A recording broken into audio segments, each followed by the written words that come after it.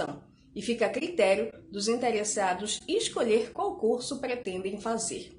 Após cada curso, as pessoas terão direito à certificação online. Priscila Pinheiro para o Nazaré Notícias.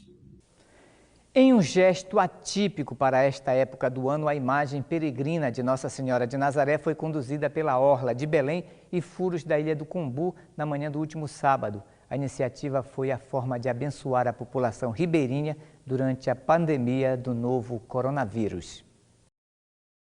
Depois de sobrevoar a capital paraense, abençoando os moradores de Belém e região metropolitana no início deste mês, no último final de semana, a imagem peregrina de Nossa Senhora de Nazaré foi conduzida pelo rio para abençoar também os ribeirinhos. A imagem saiu da base naval e fez um percurso até a Universidade Federal do Pará, passando ainda pela Ilha do Combu. Pai nosso que estás nos céus, santificado seja o vosso nome. Venha a nós o vosso reino. Seja feita a vossa vontade, assim na terra como no céu. A ação contou com alguns integrantes da diretoria da Festa de Nazaré e da Marinha do Brasil e obedeceu todas as normas de segurança dos órgãos de saúde. Um gesto simples que nos lembrou que na luta contra o novo coronavírus nós não estamos sozinhos. Dai a vossa bênção sobre todos os vossos filhos e filhas neste local de trabalho. Sejam protegidos, libertos de todo mal, de todo perigo. O distanciamento social causado pela pandemia dificultou o acesso de pacientes aos consultórios. Alguns conselhos da área de saúde autorizaram o atendimento online, entre eles o Conselho Federal de Nutrição, uma novidade na rotina de profissionais e pacientes. A nutricionista Ingrid Ramos relata essa realidade. Olá, tudo bom? Eu sou Ingrid Ramos, nutricionista, e estou aqui para conversar com vocês sobre o que mudou na minha rotina desde que a pandemia começou a afetar o estado do Pará. Bom, a primeira mudança foi em relação à minha rotina na clínica. Essa rotina ela foi totalmente alterada, visto que eu tenho um contato muito próximo com os pacientes. Então eu tinha que fazer avaliações físicas e essa avaliação física não me permitia atender a recomendação da Organização Mundial de Saúde, que é de ficar pelo menos 1 metro de distância desse paciente. Então não era possível porque eu precisava estar próximo ali para fazer essa avaliação. Então esse foi o primeiro fator que me limitou. A segunda questão é que eu não queria expor ao risco esses pacientes, visto que eles tinham que se locomover até a clínica. Muitos desses pacientes não têm nenhum tipo de transporte, não tem um transporte próprio para se locomover, isso acabava expondo eles ao risco também. E aí com isso o CFN, ele liberou uma portaria desde o dia 18, e liberou os atendimentos online até dia 31 de agosto. Então os nutricionistas estão autorizados a fazer atendimento 100% online. E aí desde então eu decidi fazer isso. Comecei a atender 100% online. Eu utilizo as videochamadas para fazer esses atendimentos, então através de vídeo, Os atendimentos eles não foram prejudicados, eles seguem a mesma linha dos atendimentos presenciais. Então tem todo o passo a passo, análise dos históricos, anamnese, verificação de exames, a verificação das queixas. Então ele tem todo o passo a passo da consulta presencial, com exceção da avaliação física, que não é possível fazer à distância. Porém, a gente tem outros métodos de avaliar esses pacientes. Então a gente consegue identificar através da melhora do sistema digestivo, através da melhora do sono, do estresse, daquela roupa que não entrava e começou a entrar. Então tudo isso são métodos de conseguir avaliar se esse paciente está tendo uma melhora no quadro dele ou não. Em relação ao tipo de público, eu tive uma grande crescente de públicos idosos, que não tinha tanto essa procura antes, e hoje aumentou muito. Então hoje os idosos eles estão procurando os filhos, pacientes meus que estão procurando para o pai, para o avô. Então teve uma crescente muito grande nesse público de idosos, pessoas hipertensas, diabéticos, pessoas obesas. Eu acredito que esse aumento nessa procura desses pacientes, acredito eu que seja porque esses pacientes eles têm um maior risco quando a gente fala de Covid-19. Então, aumentou muito. Em relação aos idosos, eu até tive que fazer algumas modificações, algumas adaptações para poder conseguir abranger isso. Nem todos os pacientes idosos eles conseguem mexer, né, não sabem às vezes mexer nessas tecnologias. Então eu geralmente puxo alguém da família para fazer esse atendimento, filho, neto, uma sobrinha. Então eu faço primeiro esse atendimento com alguém da família, peço históricos, exames, tudo que eu preciso para avaliar esse idoso, a rotina dele, os gostos dele, e depois eu faço um videozinho e mando explicando para esse idoso como vai ser a conduta, o que eu coloquei, o que ele precisa melhorar, e assim a gente está conduzindo. Então hoje a gente consegue perceber que a alimentação ela é a base de tudo e que tem muita gente em casa ansioso, estressado por causa da situação que a gente está vivendo. Porém, é preciso a gente lembrar, frisar que é importantíssimo que a gente tenha esse cuidado com a alimentação, até que mais ainda, mais redobrado ainda. Porque a alimentação é a base de tudo, é o que deixa o nosso sistema imunológico fortalecido. Então a gente não pode relaxar em relação a isso, né? Então para que a gente tenha e mantenha a alimentação adequada, é preciso que a gente estabeleça uma rotina.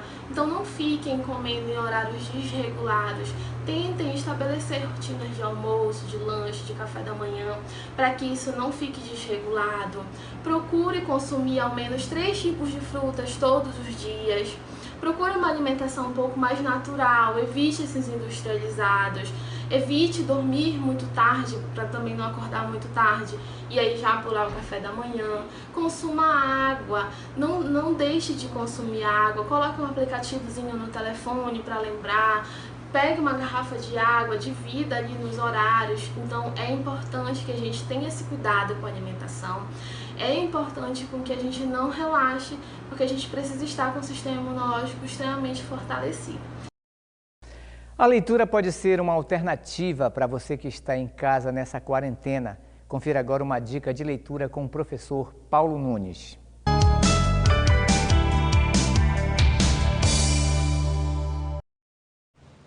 Oi, gente, tudo bem? Quem fala aqui é Paulo Nunes. E nesses tempos de coronavírus, nós vamos voltar ao quadro Dicas de Leitura. E eu inicio hoje com a dica deste livro aqui. Chama-se Buen Caminho, de Josette Lassance. É um livro lançado pela editora Pacatatu e que relata a trajetória de viagem desta escritora pelo caminho de Santiago de Compostela.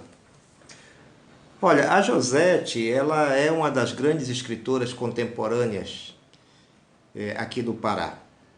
E ela tem, neste livro, um estilo depurado, um estilo que nos envolve mostrando ponto a ponto, dia a dia, dessa fabulosa aventura, que é uma aventura de autodescoberta e autoconhecimento e de fé. Então, meus queridos, eu recomendo a vocês, passem na livraria ou peçam para que entreguem em casa Buen Caminho, editado pela Pacatatu, um livro delicioso que merece ser lido por nós.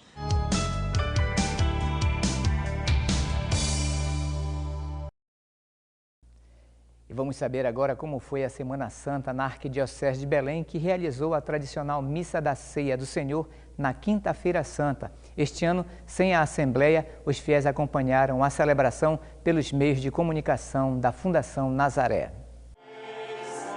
A Igreja do Mundo viveu uma Semana Santa diferente. Igrejas vazias, mas cheias de mensagem da Palavra de Deus. A Missa da Ceia do Senhor foi celebrada na Catedral Metropolitana de Belém pelo arcebispo Dom Alberto Taveira Corrêa. Esta celebração litúrgica recorda a instituição da Eucaristia e do sacerdócio.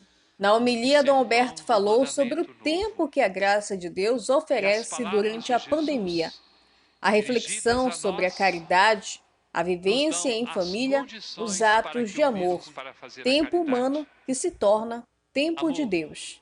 O mandamento do amor é a palavra definitiva de Jesus, é o seu mandamento, é aquilo que agrada mais ao seu coração. e ainda reforçou o desejo das pessoas de estarem na presença de Deus, mas que agora só podem comungar espiritualmente por meio da oração. Ó meu Jesus, Ó meu Jesus, creio que estais presente no Santíssimo Sacramento. creio que estás escrito. Eu te amo sobre todas as coisas Eu te amo sobre todas as coisas e desejo receber-te em minha alma. Já que agora não posso fazê-lo sacramentalmente, vinde espiritualmente ao meu coração. E agora nós vamos falar sobre o Sermão das 7 Palavras que aconteceu na última sexta-feira na capela dos Colégios Santo Antônio. E este ano o pregador escolhido pelo arcebispo de Belém foi o cônego Vladian Silva Alves. Diferente das outras 140 edições do Sermão das 7 Palavras, esse ano a capela do Colégio Santo Antônio em Belém estava de portas fechadas. Sem a presença dos fiéis e do coral Santa Cecília, Dom Alberto deu início à programação com uma bênção e logo em seguida o pregador escolhido por ele começou a pregação. Ao longo das 3 horas da agonia, cônego Vladian Silva Alves, pároco da paróquia Santíssima Trindade e diretor-geral da Faculdade Católica de Belém, refletiu sobre as 7 últimas palavras ditas por Jesus na cruz. Na ocasião, o pregador destacou a necessidade do perdão sem limite para uma reconciliação com Deus e com os homens. Ele também convidou os fiéis a descansarem no Senhor, já que Ele é o único que pode nos dar a paz interior. Jesus pronuncia as palavras do perdão, que se tornarão a marca do sofredor inocente. Palavras repetidas por Santo Estevão, primeiro mártir que morreu apedrejado. Durante a pregação, cônego Vladian destacou ainda a importância de reconhecermos Maria como mãe e valorizarmos a família. Ele lembrou que a cruz é uma fonte de bênçãos, representa a palavra de Deus se cumprindo e é um convite para que o deixemos entrar em nossos corações. Ao final do sermão, o pregador destacou a importância de confiarmos em Deus e amarmos uns aos outros, sempre valorizando a vida. Depois da pregação, a imagem do Senhor morto foi conduzido ao altar da capela.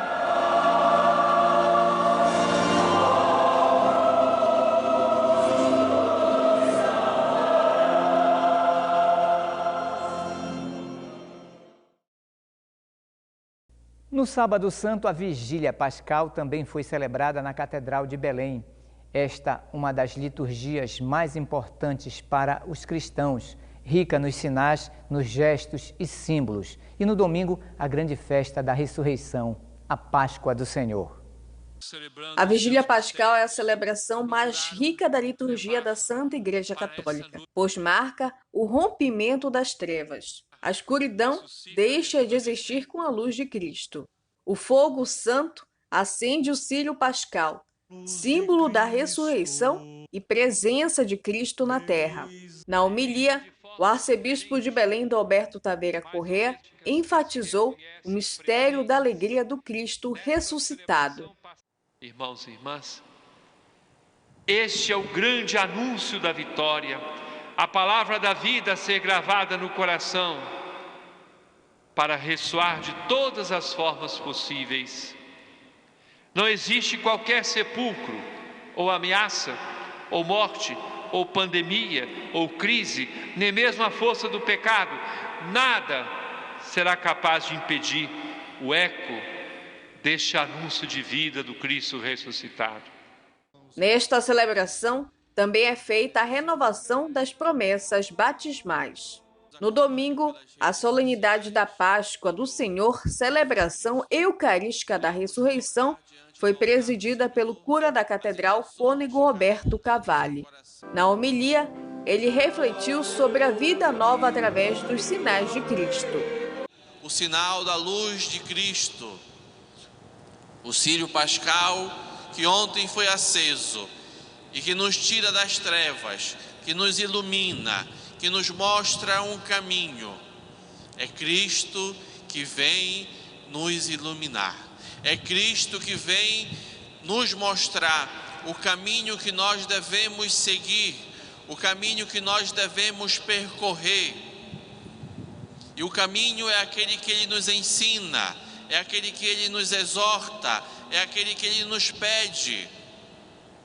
Amar a Deus sobre todas as coisas, amar ao próximo, vivenciar a sua palavra em nossa vida. Sermos novas criaturas quer dizer deixarmos o homem